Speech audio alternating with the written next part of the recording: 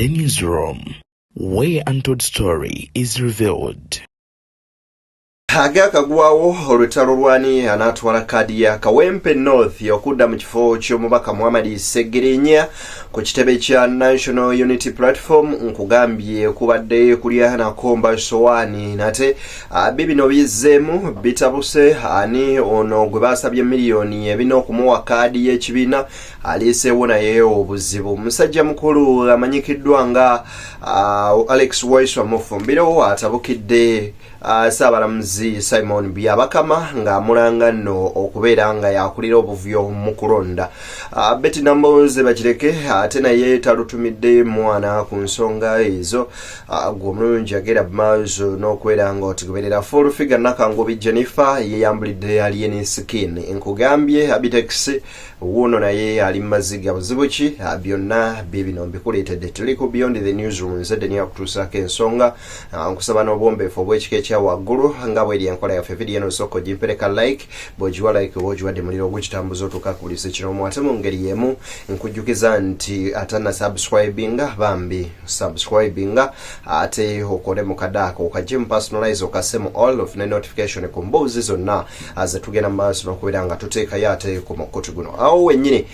nzikiriza nkuwe ebigambo bya musajja mukulu ono muwandiisi akulira akakiiko k'ebyokulonda ku kibiina kya National Unity Platform mu Buganda region amanyikiddwa nga Johnny agende mu maaso n'okubeera nga akunnyonnyola John Sebufu agamba nti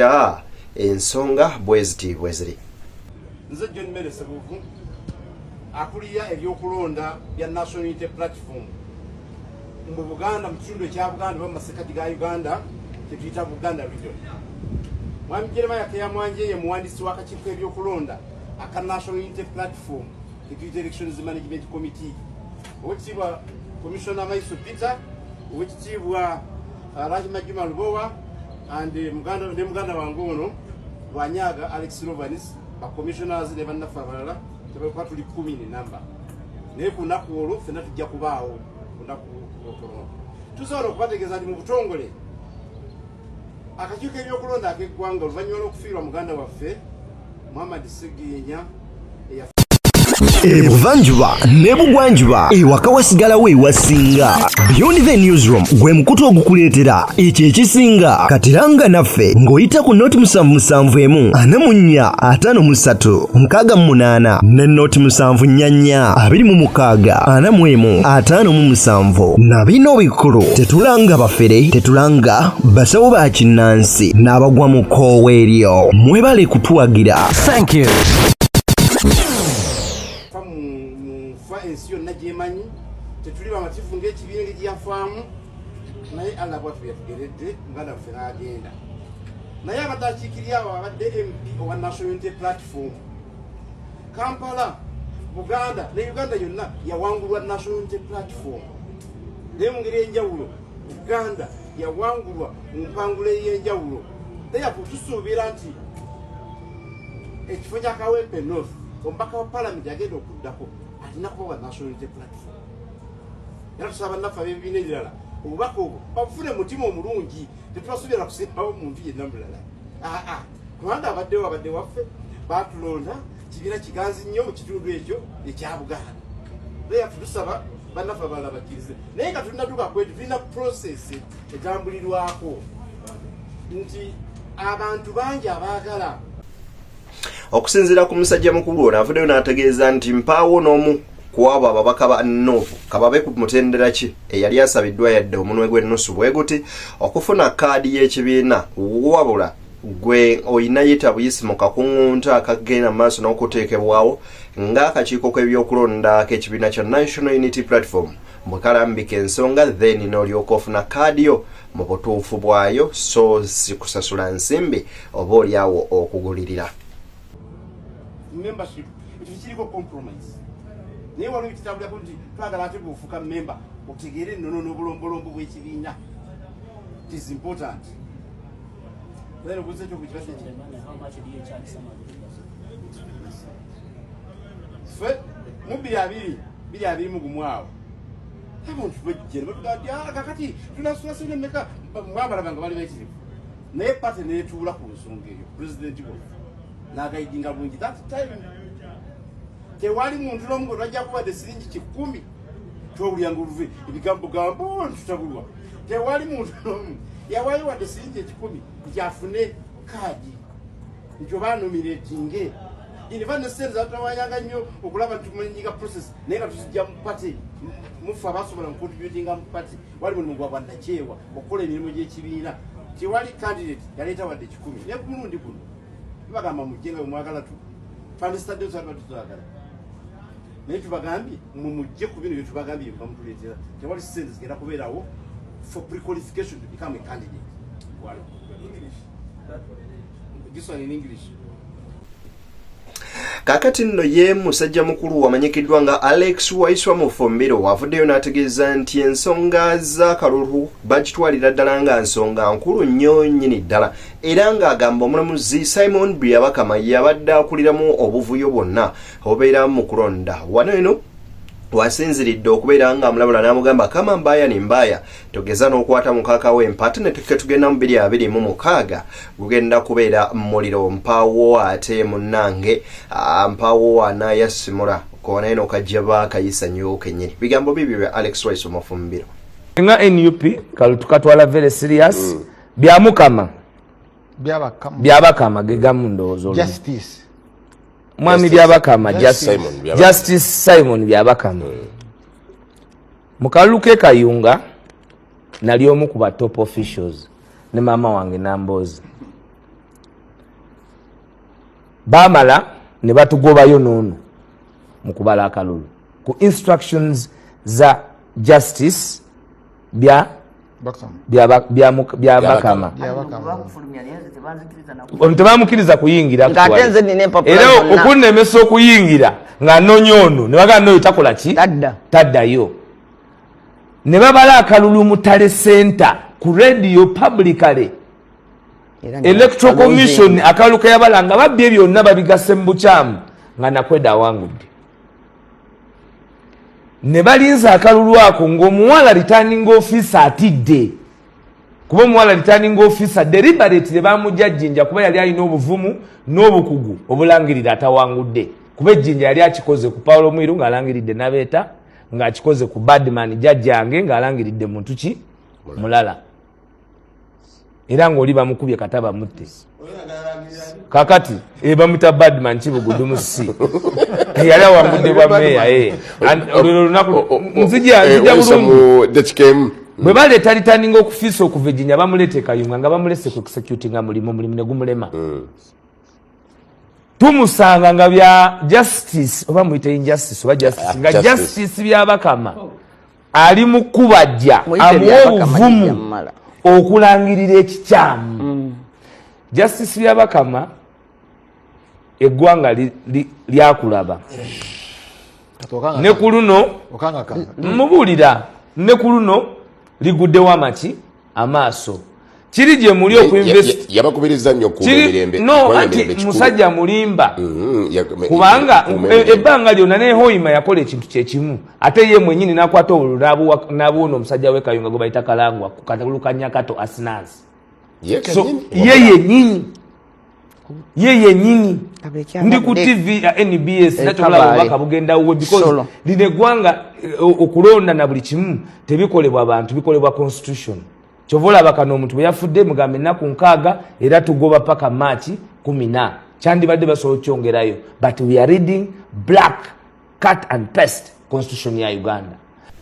Kakati ne bya Waiswa Mufumbiro bwemba mbitadde ku mabbali y'omubaka wa Mukono municipality yabanyikiddwa nga Betty Namboze bakireke afudde n'agenda maaso n'okubeera nga alabula Simon Byabakama osabalamuzi Simon Byabakama nga mutegeeza nti yatabula akalulu k'eri Kayunga era nga yataddewo nno munnaye n'obujulizi ng'agamba nti Alex Waiswa Mufumbiro y'omu bwe baali naye ne bagenda maaso n'okubeera nga babayisa ng'ekyonziira era n'ogenda maaso n'okubalemesa mpaka bwe bamaliriza okubba akalulu ako bigambo bya mubaka Namboze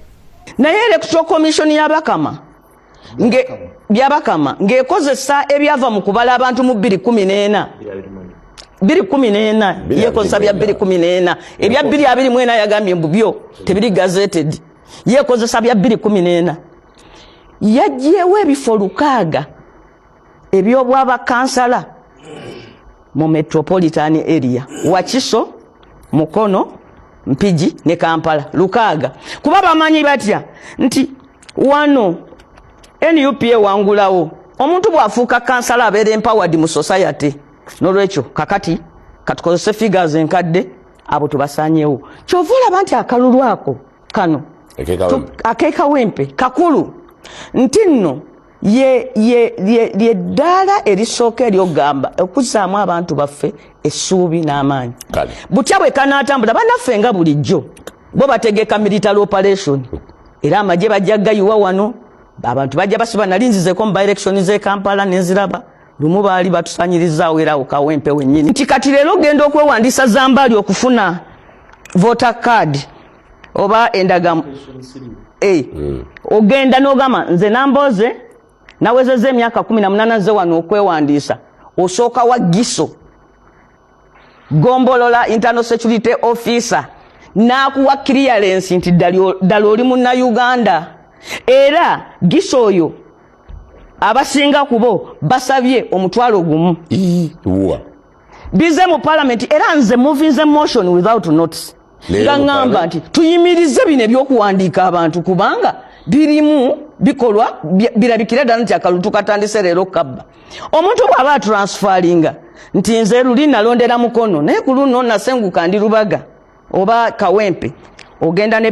baluwa ya chairman w'ekyalo ko wasengukira mu byalo bingi ba chairman basaba ssente okukuwa ebbaluwa eyo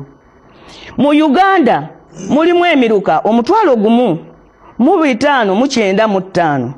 naye ng'ate yo Uganda erina bukit ebyuma ebiwandiika abalonzi 2007 kyokka nga bagamba nti tuwandiikira ku muluka kakati kye bakoze buli Gombolola bagiwa ekyuma kimu kati egombolola erimu emiruka 8 oba 10 ne batandika okitambuza leero kyabaddeko egindi olwazeeko nekifa wano tewali masanyalaze battery malako wanaawa negwako ebirala bifu kwegamba ng'obuvuyo n'ekisinzo twebuuzisa nti kyatandika ddi okugamba nti kati ogenda okwewandiisa okulonda Giso alina okumala okukuoneramu okulaga nti ddala oli Munnayuganda. Kakati ebyo nno nga tubitadde ku mabbali ye Mama Flower Nakangobi Jennifer Ofulfiga avuddeyo n'ayambalira Alien Skin ng'amugamba tamumanyira asigale ng'amanyira bali ba Nuupu wabula ye selevoze era sisaize bagamba munnange babadde bayita bombi naye akadde kaakano tebakyalima ate oba oliawo Kambugu onkera ba Nuupu tomanyira brother njaga twawukane nga matako tomanyira nze nalaba ddamaani sasina kipya naswa esira gwentya nze byempisemu tobimanyi mundaba wano ku TikTok ne munja gyemberako tomanyi ninalo man tomanyi kakati ye Abitex alabudde yali yenisire kwoteeka n'abayimbi abalala abalinga abo ng'agamba nti abayimbi bangi abawalampye Bobi Wine n'ekibiina kya National Unity Platform naye nga empawo kibafunyemu okujjako okubeera nga munnange Kyagulanyi abaleka abasudde ekigwo ku ttaka era agamba nti abayimbi mwesonyiwe Bobi Wine musobole okubeera nga mufuna emirembe sinakindi mwekolere ebyammwe muleme kubeera nga ate mumujjonkera abantu abagudde olwa Kyagulanyi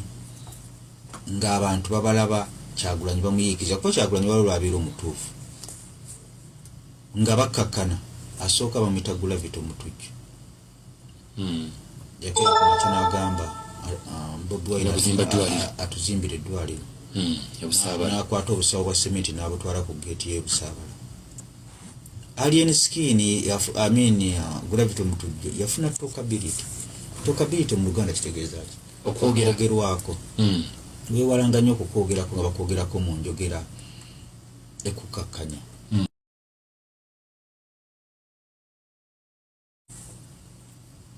omusajja gwe bali bata Sipapa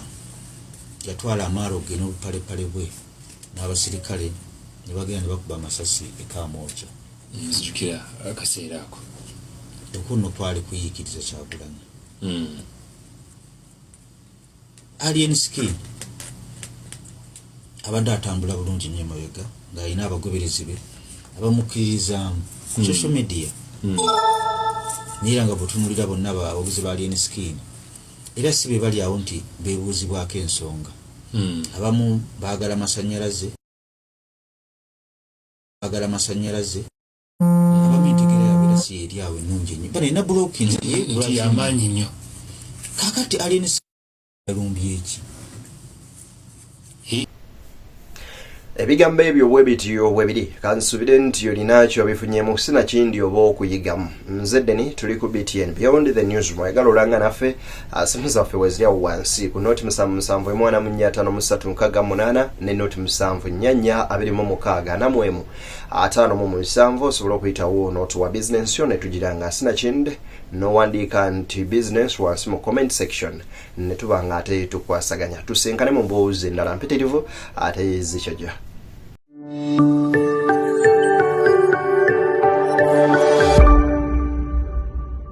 Beyond the Newsroom, where untold story is revealed.